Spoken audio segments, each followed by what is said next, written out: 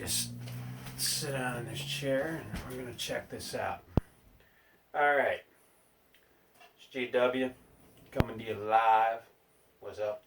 Hey, listen. We're going to do a brand new segment here on GTV. It's called Movie Talk. And I'm doing this Joe Bob Briggs style. We're just freestyling this. But a lot of people ask me, what is one of my favorite scary movies? And I pulled out c.h.u.d. Now, this is a interesting movie because it deals with sewer creatures. And basically it has Daniel Stern in it. He's a pretty good guy. John Hurd, top-notch actor. And this is about the homeless people in New York City. They start getting killed. And of course the police think it's, just, what do you call it? It's an inside thing. The homeless people are killing each other until Daniel Stern, who takes care of the homeless people, discovers a bite on one of the man's arm. Gets a local journalist involved. And they kind of discover that in the sewers of Manhattan that the government was dumping radioactive waste. Thus, mutating into the c.h.u.d creatures. The one thing about this film is that it'll make a cellar, it'll make a manhole, anything that's ordinary that leads to the underground, terrifying. In fact, there's a scene in here where a lady's in a shower and her drain gets clogged up. And she's pulling and pulling on it. All of a sudden, blood shoots up out of the shower, and it makes it a terrifying experience. So this movie even made showers terrifying. In Psycho, it's basically cool. Now, if you look here, that is the original poster for this movie.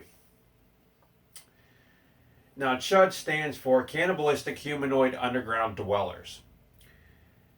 And the other notable thing about this film, before I forget, is Roseanne fans and Connor fans will recognize John Goodman in here. Now, John Goodman plays a cop at the very end, and I believe, if I am not mistaken, it's his first acting job. Trying to think. This runs a brisk 96 minutes, so that's an hour and 36 minutes. I'm trying to see if it has the year on it. 1984. I was wrong. So, this is a pretty interesting movie. Now, they did make a sequel to this, but I tell everyone, like I'm going to tell you guys, avoid it. It's garbage. Because what happened in the sequel is that this one did pretty well. It was a modest hit. And I believe it was put out by Orion Studios, but it was bought by Anchor Bay, released in 2001. I believe the DVD was released 2001. But the other thing that I tell people about the sequel is that what happened is they couldn't come up with a script. So Brian Robbins, and if that name sounds familiar, he was Eric on Head of the Class and he directed Varsity Blues.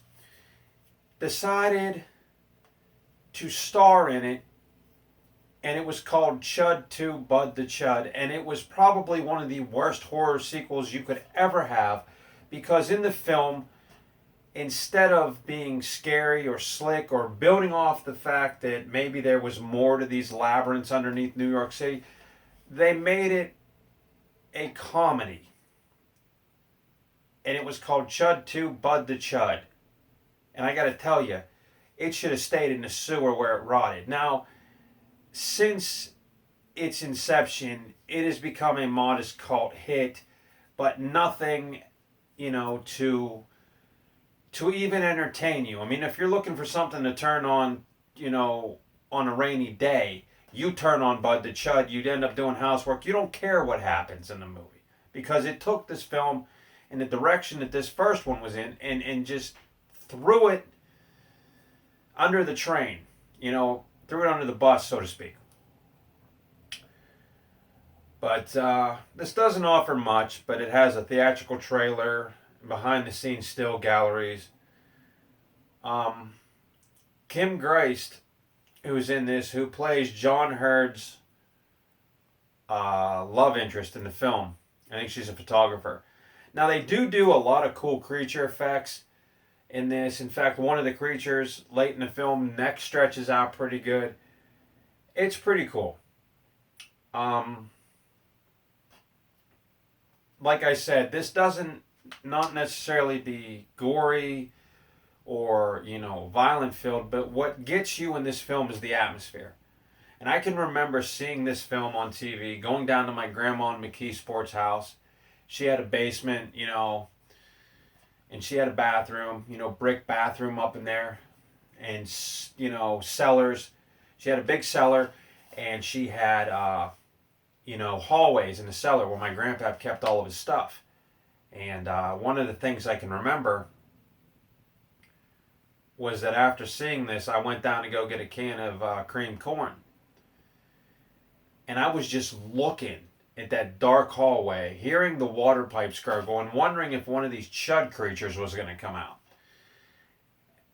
That's why this movie has a place in my heart. I actually got the t-shirt for this. You can get it off of horrormerch.com. If not, check rottencotton.com. They usually have stuff like that. Now, it was rumored that Rob Zombie was going to remake this film. I don't know whatever happened with it, but it fell flat.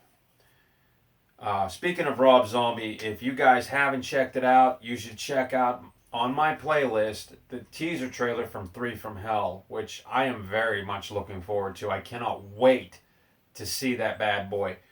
But Rob Zombie was rumored to be attached to this. Nothing ever became of it. I think c.h.u.d the remake is pretty much dead. But like I said, definitely give this out. It's directed by Douglas Cheek, who I don't know if he made another film or not, but this one is pretty cool.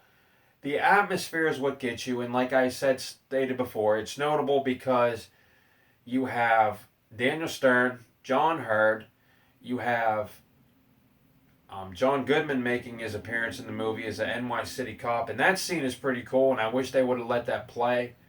Rumor was that a director's version was going to hit the streets with a little bit more carnage from that scene, but again, alas, nothing appeared from it.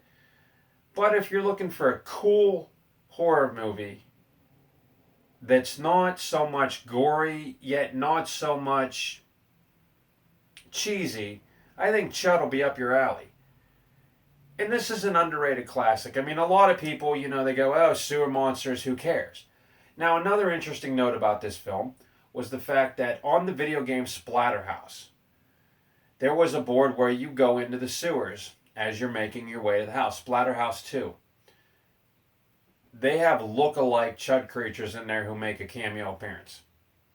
So, like I said, it's an easy video to pick up. It's not out of print or anything that I know of. I think it actually came on Blu-ray. I think Arrow Video put it out. I'm not sure. The only other thing that I can tell you is that scene with the girl in the shower, I think on here it goes on a bit longer in the bonus features. You could actually see it unabridged. That means unbroken. You can watch the scene in its entirety, which I know a lot of TNA fans are going to jump on.